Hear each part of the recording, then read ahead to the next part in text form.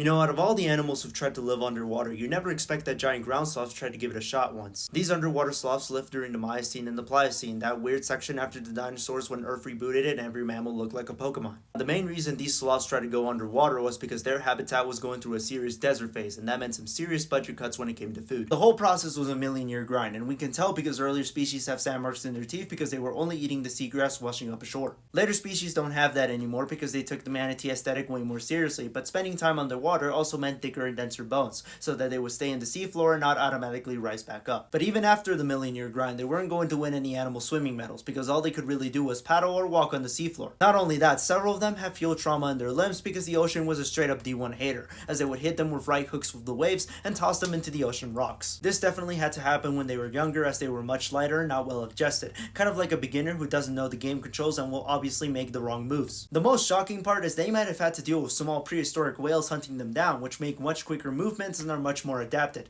Like, the skill-based matchmaking was not cooking here. But this whole scene is really hard for a human to process. Like, imagine diving down and seeing a whole herd of giant sloths grazing in the bottom seafloor, and then you see a giant crocodile swim above them and they're trying to fend them off with their giant claws. Like, that's insane. Like, Earth was really trying everything after the dinosaurs.